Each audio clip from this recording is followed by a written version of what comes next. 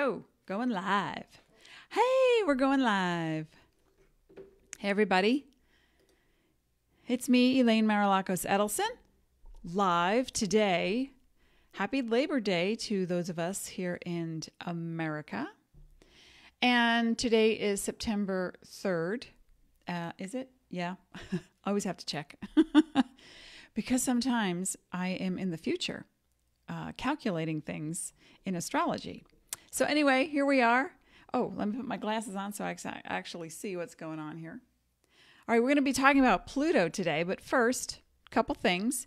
If you want to hear me better, then raise the volume and pump up the jam. Okay, so hope everybody's having a beautiful holiday and a wonderful weekend. And we're going to be talking today about Pluto and core transformation, but also this week is going to bring up a lot of astrology. So we're going to be doing some Astrology 101 Wednesday, September 5th at 4 p.m. I will be back on Wednesday, September 5th at 4 p.m. We're going to be talking about Astrology 101. Hi, Rachel. Hey, beautiful soul yourself, lady. And on Friday, we're back on September 7th talking at 1 p.m. also about Astrology 101. So bring your questions about astrology, anything. It's okay if you're a newbie or you're, a practitioner. Just bring your questions. Let's have a conversation about what it really is and what it can mean for you. Okay, I'm just going to take a sip. Cool. Great. I had an awesome VIP session with one of my clients on Saturday, so much so that usually VIP it can be group or one-on-one, but this one was a one-on-one, and they take about 5 hours or 6 hours, but I separate them sometimes because it's a lot of information. And prior to the VIP, my client, who's an attorney, said, yeah, we're going to go hard. Let's just get in. Let's just do it. And I just laughed. I went, okay, sure. At about the 3-hour mark, she said, you know what? I don't know who I am right now. And I need to process some things. Hey, Crystal, welcome. So it was very funny. And I said, okay, good. That's great. So she's processing it, and we're coming back on Saturday with the second half. So any kind of spiritual work, astrology work, when it's a combination, I like to do the combo. That's why I'm an astro-intuitive, and using empathy and actual proven methods that I'm going to share with you right now. If you don't already have my Bodhi Brainstorm link, I'm going to just pop that up for you so you can see. There it is.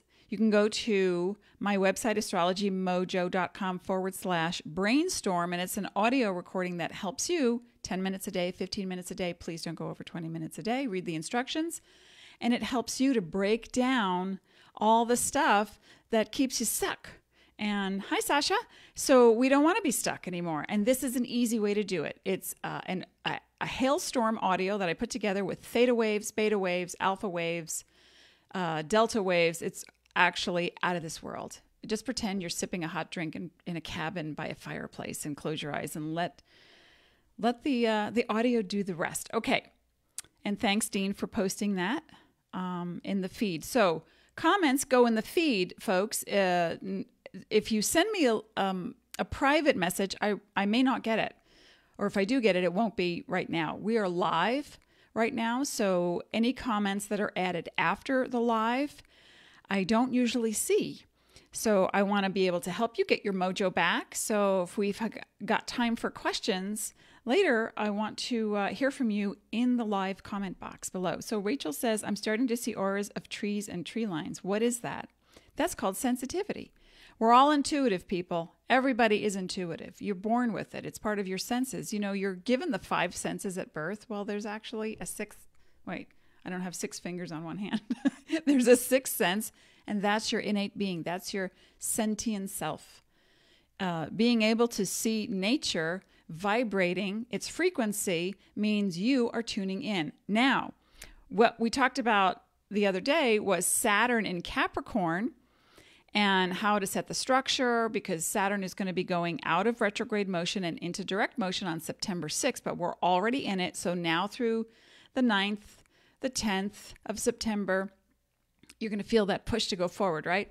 Now, what else is in? I wish I could show you. I didn't take a screenshot of it, but I will on Wednesday. I will show you what it looks like. I have an astrology program that moves forward or backward in time, so I can go back to the year whenever, 1, 3, or all the way into the future. And I see what's happening astrologically right on my screen. It's so awesome. Technology is great when it works and you know how to use it, right? Okay, so Rachel, to tune in more, and everyone else to tune in more to the beautiful energies that exist around us. Hey, Becca. Yes, happy Labor Day to you. The best way to go about it really is just be as present as possible, right? Crystal was part of one of my salons long ago in New Jersey. And, you know, transformation happens a little bit over time, and she can attest to that. And what else is happening now that it's not just Saturn moving into direct motion, but also we have Pluto, the planet that represents, well, it's no longer a planet according to scientists, it's a dwarf star. But in astrology, it's still very much related to your core transformation. And it's, well, I like to call it TNT for the psyche. And what it actually represents is my video out? Really? Okay. I'm getting a green signal on this end. Is that what you mean? That you can't see me? See, if you can hear me and you can't see me, just refresh, check in. So what Pluto actually represents in astrology is the core transformation that you undergo it's on a such a profound level that sometimes I can see you too, Crystal. So maybe Rachel's having a little trouble. Let's just, augment our energy so that Rachel can see. She can see tree auras. She can't see me. That's okay. Hi, Rhonda. Welcome. Okay, so back to Pluto and your core transformation. What does it really afford if you don't make any changes on this earth? What's the point, really? I mean, why are you here? Why? We're here to experience. And sometimes we're too afraid to make that change in relationship, to alter our behavior because it's kept us safe. It's familiar. It's something that we don't know if we don't understand what's happening, if we don't know the future, if we can't see in front of us. We don't want to go there. And so nobody wants to change, right? Who wants to change? Except, sometimes I change my hairstyle or I change my clothes, and that's about it.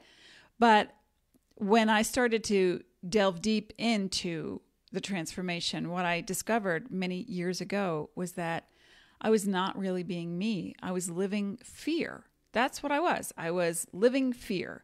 And so I want you to be able to take a breath anytime you're ready to dive into a new situation, or anytime you are experiencing, you could just be sitting in a chair reading a book and suddenly you're overwhelmed with, oh my gosh, I feel lost. I don't know where I'm going. Oh, I just feel depressed. A lot of times people will equate depression in astrology, will equate depression with Saturn and Pluto. Now, they're both right now in the sign of Capricorn, which is not an easy energy. Capricorn energy is stoic. It's tenacious, yes, but it gives at the sake of itself. So you don't have to have any Capricorn planets in your chart to have this energy. We all share all these energies all of the time. We may not open some of these doors. We may have all these potentials. People will say to me, oh yeah, I'm not intuitive, or I wasn't born psychic like you. And I'll say, well, yeah, you were. You just, it's a gift. And if you choose to open that gift, like how fun would that be? You just, untie the bow, ta-da, and then you experiment with it. What can you do with it? And you'll have your own experience. No two people will have the same intuitive experience or the same intellectual experience. And this is why we have perspective. So when we talk about Pluto, it's about gaining your inner perspective about your entire purpose on Earth. That's a lot for some people. That's just hard enough to decide what shoes do you want to wear for the day with which outfit. I went out the other day. I have to post this. I took a picture of it for our daughter, Aaliyah.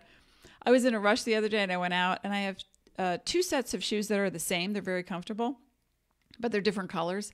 And I just put my shoes on and went shopping, and I had to run errands. And then when I came home a few hours later, I looked down to take my shoes off and I realized I had the different colors on. So yeah, I'm the wacky psychic in Sedona, right? That's what some people would say if they saw. But how often do people notice people's shoes? Well, I do. My husband will say, how do you, we'll look at a movie. I'll be watching and go, wow, cool shoes. And just he'll look at me and go, where? What shoes? Anyway, getting back to it, staying focused on Pluto and transformation. Saturn in transformation is setting that structure where it's not easy. We don't always feel that we can do something. So we ask for help. You want to be seen as an authority in something? Practice what Odine, help me out, or anyone who remembers this, Outliers. I'm forgetting the author's name. Also a writer for the New York Times. I just went blank. Outliers and Blink. Practicing 10,000 hours of one thing. 10,000 hours. And you are essentially an expert at it. So my mother laughed when she heard that, when she was still around on the earth. And she said, well, I must be an expert at washing dishes. And she was. But you can be an expert in anything if you're ready to go there and act as if. Now, Pluto, and let me show you what Pluto looks like.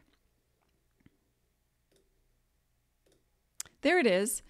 And the P with an L attached to it, that's the more modern symbol and glyph for Pluto. The more ancient glyph looks like a person with their arms up and a hula belt or something on.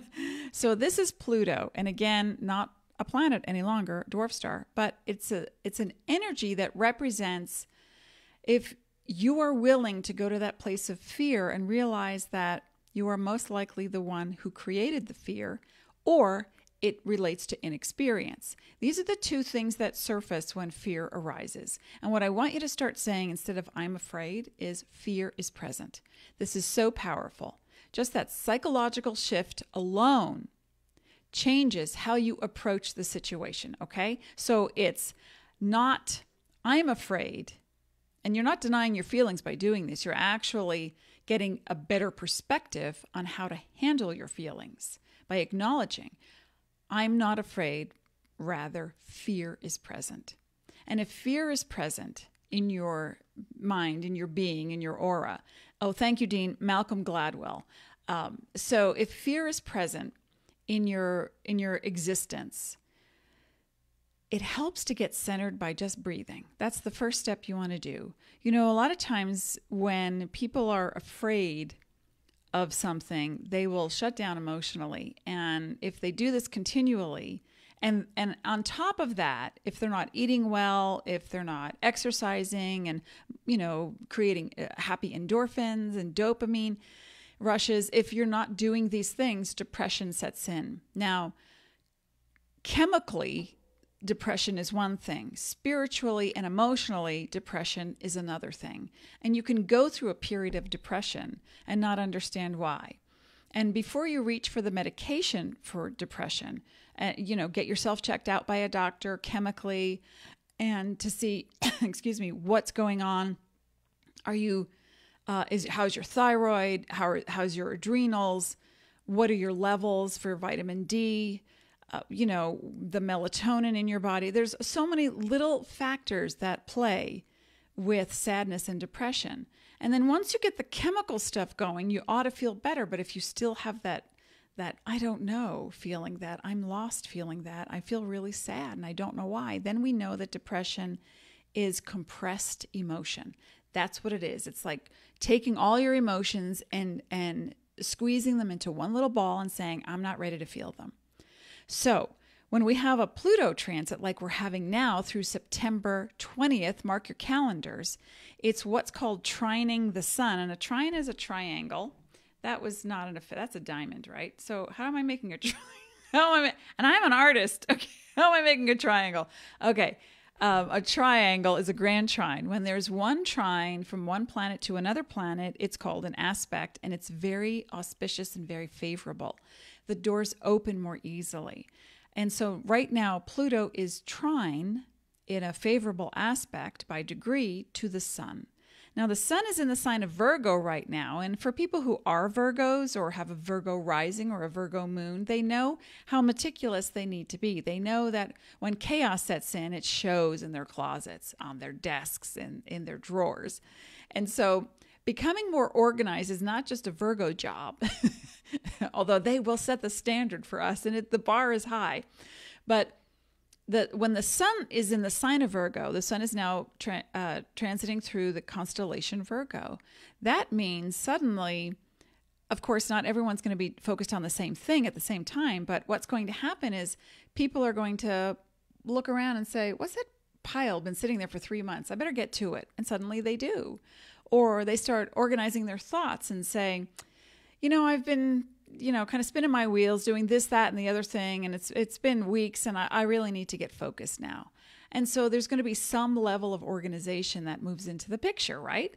I've already said that. I took my pile, I talked about it the other day when I was talking about Saturn. I took my pile of stuff and put it in one section behind my computer on my desk. And I thought, this is the week I address it. As Saturn moves forward, as Pluto is now trine the sun, this favorable aspect and angle means, what's the fear?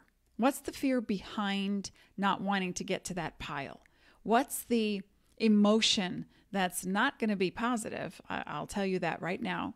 And it doesn't have to be huge. It just can be, what is this emotion that's helping me to procrastinate? What is it? Now, I have several friends who have just moved, and they're organizing everything they can right now before they begin work. And they got to the point of there were so many boxes, it was chaos. They felt sick, they felt nauseous, they were dizzy. And I said, wow, that's, you got to take it slow, right? I mean, you move from one place to another. Everybody's moved, right? You know what it's like. But it pushes all those things. And I said, what's the motivation, to one of my friends? I said, what's the real motivation? And she said, I can't stand clutter. And this is not a very neat person. She's not dirty person. She's just not, she doesn't mind clutter when she's been living in it for a while. But now that it's a new space, she said, I feel this new energy. I can't have clutter now. So that's what I'm talking about. It's like, and so the motivation is to get it going, but she just went a little too fast. Like in a day, she was spinning like a dervish to get it done. So when you have something coming up right now, let's say it's in business, let's say it's in a relationship, you want to clear things out. You have the energy right now. The universe is supporting you with this not a grand trine, with a trine energy between Pluto and the sun. That means if you're ready to face something, even if you're not ready to face something, wink, it's here. So what's the minor annoyances that you've been avoiding? If you can, we're on a 10-second delay, but please write in the comment section, what is the one or two things that you've been avoiding doing? For me, it's dealing with the rest of my mom's insurance paperwork after she died. And I actually feel my body like contracting when I see it. I see the paperwork on my desk, and it's a simple couple of phone calls, and I might get put on hold, and I just don't want to have to go through that. That's the annoyance. But behind it, I thought, I don't want to do this right now. And so, but I'm coming up to it, and this is the week I'm going to do it. So what is it that you would like to be doing? Please post it in the comment section. How would you like to get clear on something that needs to get done, but it's like with blinders on, you're like, yeah, I know it's over there, but I'm not going to look over there. I'm going to look over here because it's prettier over there. It's more organized over there. I could focus on that or them and their problems over there. But this is going to be something that's going to be easier for you to do in the next 20 days. So take the time and really get into it.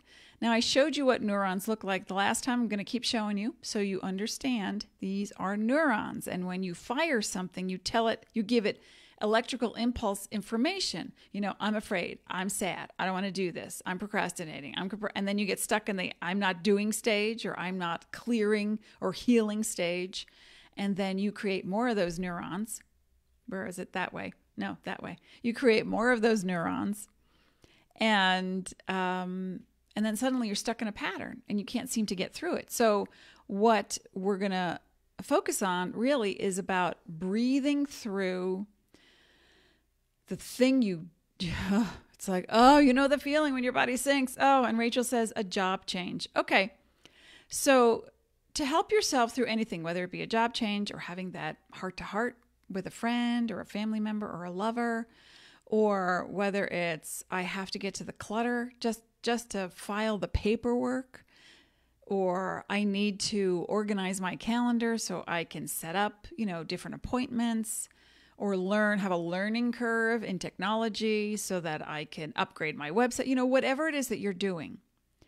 I want you to take a minute or more and take a deep breath and then exhale and just come to a place of, I am here right now. How can I transition my feelings from here to here? That's it. Just how can I transition my feelings from here to here? That's it. And one of the easiest ways to do that is to stay focused on the space in between your hands. That's it. And you focus and you breathe. And this is an open-eyed meditation. And you focus and you breathe. And you don't think about, the job change or the conversation you have to have or facing that person that, you don't really care about, or dealing with the weeds in the yard, whatever it is that you want to avoid and are procrastinating over. We're just going to take a moment and focus on the space between your hands. And as you breathe into that space, what happens is you create an awareness and a vibration that expands beyond the fear, beyond the procrastination, beyond the pattern, beyond the neuron that's not changing. Forgive me. And so once you get focused in there and you feel good and you're breathing and you're just kind of looking at it, and breathe into it if you want to, even breathe your breath through your fingers, and then just expand your hand a little wider and do the same thing. You might feel uncomfortable. It might feel like somebody's pulling you or stretching you, or it might feel like, I'd rather feel safer going smaller. I don't want you to go smaller. I want you to go back to the default size and space between your hands, and then come out a little wider. And then just take a few minutes to do this exercise whenever you feel stuck. And as you breathe and as you expand, what you're doing is you're creating a thought bubble. And this thought bubble is filled with energy. And this energy is about your present state of mind. And it's so zen and it's so beautiful that by the end, hey, hi, Casey. You got it right this time. You're here. So once you expand this energy, then it's no longer about the thing you're procrastinating over. Right now it's about, oh, I'm cool. I'm centered. I'm here. I'm present. I'm neutral. You may not actually feel a whole lot of emotions in this exercise, because it's meant for you to move through something simply. And this is a very simple exercise that, it doesn't cost anything. It takes 4 minutes, 3 minutes, 5 minutes. But once you get into it, and once you can do it easily, then what you can do is shape your hands as if you're actually creating a thought bubble. And in this thought bubble, you put the one thing that you've been hiding from, the one thing you don't want to have to deal with, the one procrastination, the one thing that scares you, the one thing that makes you nervous. And you put that in there and see it as a complete thought. See it as a complete thought. The job change is, for an example, with Rachel. The job change, it's done. It's complete. It's whole. It's beautiful. It's everything I could imagine. And then you put all the specifics into that thought bubble. It's the money I want. It's the hours I need. It's, the people who are beautiful and friendly, or that relationship that you want to create. You put the ideal person. We get along. There's communication. There's great vibes. It's honest. It's beautiful. It's healthy, And as you do this and you put that one thought in there, you start to expand that bubble, and you just put energy on it. And you don't have to send it off into the universe right away. You can put it off on a shelf and say, I'm going to come back to you later, because right now I'm going to tackle a little bit of that thing I've been procrastinating, because the energy now has shifted, and your neurons, which, at one point might have been, firing that same, I'm afraid, I don't want to do it. Remember, I'm not afraid. Fear is present. And then you focus on the space between your fingers, and you just breathe. And then you make it a little larger, make it a little larger, a little larger. And then suddenly your whole energy has shifted, and it didn't take a lot of time. And so really what it comes down to is, are you willing to transform something, because if you're not, that's okay. It's just more of the same is going to happen in your life. And we go through phases, how many years might you say, oh yeah, I'm going to learn how to play the piano. I can't wait to learn, and you might take a lesson or two, and then you decide, oh, I'm going to save up and buy a piano, and 5 years goes by and other things happen. You get married, you have kids, births, deaths, transition, you move, whatever. And then finally, 20 years later, you go, yeah, I really still want to learn how to play the piano. So the thought might always be there. It's just that we allow distraction. There's so much going on all the time. We don't always do what we want when we want. So with this Pluto in Capricorn that represents really breaking the structure, the foundation, the framework that has kept you stuck. Like, where you're stuck. You know where you're stuck. And sometimes we blow it off and go, yeah, well, that happened. And then it's not happening. Okay. But if you really want to see something happen in your life, then you take that issue and you focus on it for just a little bit. And then you start to transform it by putting the positive energy as if you've already seen it completed and it's already in the bubble. And you set it aside and you come back to it later, tonight, tomorrow, next week. You pick up that bubble and you go, yeah, that's the job change bubble. Yeah, that's the new relationship bubble. Yeah, that's the I'm already done with my mother's insurance paperwork bubble. Whatever's in the bubble. And then you put your thoughts on it. You put your energy into it and then you expand it. And when you feel like it's ready, you literally, you let me move this so I don't bump into the microphone, but you just kind of swipe it off in its one hand and you toss it into the universe and you say, I let you go. I let you go. Because you can't have something come back to you if you don't let go of it. You need to, cut the ties, let it go. Let the universe do its thing while your thought bubble is already out there, because that's how powerful you are. You are a superpower. You don't have a superpower. You are a superpower. So I think it's really important that you do this at least once a week with the same thought. Just stick to one thought, the one procrastinating thing that hasn't gotten done, and see how it works for you. See how long it takes to come back to you. Now, it may not all come back at once.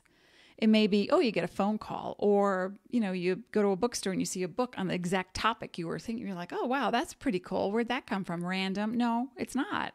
It's not random. The universe is talking to you. It's delivering your, in marketing, what's called the deliverables. So you're getting what you need.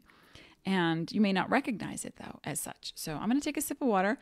You're welcome. Casey, Dean is watching you. Okay. So, yes, you can do it with anything, Rachel. It is very awesome. So again, Pluto, core transformation in the sign of Capricorn, is setting up that new structure, and it's trining.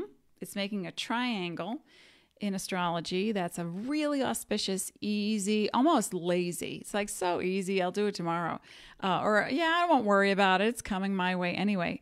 By the way, the word worry is huge with Capricorn energy. They may not always talk about it, but they worry. And whether they're a Capricorn sun, rising, or moon, or whether we're in a Saturn in Capricorn phase and a Pluto in Capricorn phase, the worry is there. It's not going to get done. There's not enough. Oh my gosh, what am I going to do now? Then the locusts are coming, and then there's the drought, and I'll never have enough, and I better hoard it now. And so if you have any of these fearful kind of thoughts that there's not enough and that you're not going to get what you need to take a deep breath. Really, you need to take a deep breath. And you can also click the Book Now button on my business page on Facebook for 52% off. Oh, it's a whopping deal. It's a 60-minute session. And we're going to cover all these things that we're talking about and how to really break those ties that bind psychologically to the past struggle and suffering. Because, aren't we done? Let's be done with that. I'm done with that. I want to be done with that. Who else? Raise your hand. Who wants to be done with struggle? I do. Have a cookie. Okay, I'm going to be back just as a reminder in case... what is Aries supposed to do? Okay, hang on 1 second. So if you have a question, please put your name in the comment box and not a private email or message to me, because I won't get those. right away. And if I do, I don't reply to them. The private stuff is meant for booking a session with me. But right here, right now, I can help you live. So if you've got a question, go ahead and ask it with your birth date, month first, please. And then in the meantime, I'll be back this Wednesday at 4 p.m. and then again Friday, September 7th at 1 p.m.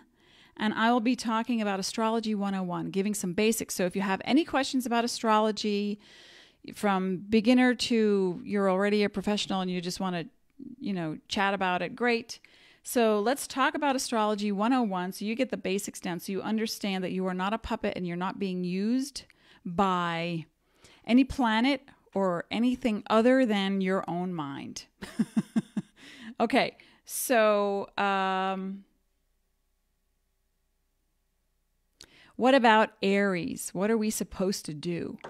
You do whatever you want. Aries do whatever they want anyway, right? So, but I know your birthday, so I'm going to write this down. Okay, you're in a 7-year, Casey, and a 7-year is more about reflection, going in, research, writing, spiritual matters, fine-tuning and honing your talents. Every time you push, I was just having this conversation with a client yesterday. She's going to be she just wrote a book. Actually, the second edition is coming out, and she's going to give talks in India and then China. And she's also coming into a 7-year. And I said, now is the book deal, go forward. Next year in her 7-year, just like you, Casey, it's more about anything that deals with giving from your heart in a place that you want to share. Great. But if you start pushing for business or pushing for an agenda, the world's going to push you right back. So, but fortunately, Casey, this year is almost over and there's been a lot of reading and writing for you and a lot of, going behind the scenes, and that's cool, and discovering things and researching, and great. So next year is an 8-year. So because we're coming up on an 8-year for you very soon, which starts in January, you want to have that master plan so that you get going and you hit the ground running with the thing that you want to be doing the most, or the top 3, because Aries never does just one thing at a time. And I think, hi, Bonnie. Oh, wait, it says to see more. So I'm going to look. Curious, beginner, somewhat. Okay, I'm not sure what the question is. So if you can ask a question, Bonnie, I'm happy to get to that. A quick way to do reflection. Yeah, virtual reality, video games. I mean, that's the fun way, right? Reflection, doing writing exercises. Blah, who wants to do writing exercises? Well, if you're a writer, I don't know, let me think. I think you are. So writing about things you don't want to repeat, and then doing the opposite, like looking at the behaviors that you have that don't get you to the places you want to go, and then just, cross hatch, like what's the opposite of that behavior? And then think about what would that be like to go and actually do something opposite of your own behavior in a place where nobody knows you. You go to a market, you go to a different town, you go shopping, and you do the opposite of what you would normally do and see what you experience and say, oh, wow, that was cool. That was interesting. Or I don't know if I like that. Or, so it's just bringing up stuff is what it does. And we're going to be talking about Mars on Wednesday. I'm just making a note to remember to talk about Mars on Wednesday. And we're going to be talking about Mars, and it's just entered the sign of Aquarius. So for people who are fire signs or fire rising signs, it's going to be easier to be more spontaneous now. So reflection doesn't have to be boring. Yeah, you like that. Okay. It is interesting, right? You're a Gemini rising. I think I know that. So what I would like to see people do is that exercise earlier that I mentioned, where if you have this thing that's a stuck place, people hear about Pluto and depression. They think, oh, I'm depressed, I need medication. Well, you might biologically, chemically go get yourself checked out. See what's going on with all the chemicals in your body. If you are lacking vitamin D3 with K2, that could be a huge component to a physical depression. So you want to look at symptoms, right? So if it's not just the biological stuff, and get a checkout every 3 to 4 months, is it thyroid? Are you going through menopause, or is it just only around menstruation that you have this experience? But if physically you check out and everything is great biologically, that's when you want to go to, when do I go from that moment of, hey, everything's cool, to, oh my God, I just fell down a hole. What's that moment in between? That's what this exercise is for, is that as you breathe into that little space, let me straighten that out. You breathe into that little space, and that's where you focus. And then it comes a little wider, and you keep going a little wider, and you keep going a little wider. And then you start to create a thought bubble, and you put that idea of what you want to be creating into that thought bubble. And I think it's subtle, for some people, but if you do it a lot, it's going to be more than subtle, but you're going to actually feel the difference. You're going to know that, oh yeah, I know why I'm avoiding this thing. Well, who knew? So Becca, yes, regarding bowls of salt, I spoke with Becca the other day about bowls of salt. For if you are in a space or an energy where you feel heavy on the inside, you walk outside, you feel great, but the space, the house, the apartment, the room is holding a heavy energy, especially if someone's recently passed away. This happened at our mom's house. And we waited about 2 weeks, and then suddenly the energy lifted. But we set a meditation into the house. We lit candles to help Mom move on. We spoke to her, and she actually answered and said in her F-sharp voice, "Elaine, I'm all right. It's so beautiful." I was like, okay, cool. I'll see you around the block, Mom. So if you've got a heavy energy in your space, you can do this. You can take a bowl of salt. It could be any kind of salt, Himalayan works great. Celtic salt, sea salt is really great. And you can just put the bowl of salt with or without the water. It doesn't matter, in a bowl, away and up. If you've got pets who might be, digging in it, you don't want to do that. But keep them up. And it can be a nice size bowl. It doesn't have to be huge, but a nice size bowl. And you just add some salt. And then you put that bowl in the room that's heavy. And if you add water to it, it will accumulate faster. And what happens is, so this is exactly what needs to happen. Some rooms, the salt, Becca's writing, some rooms, the salt water dries up quickly and looks like puffed up packing foam. Exactly. That means it's toxins. Those are toxic energies right there.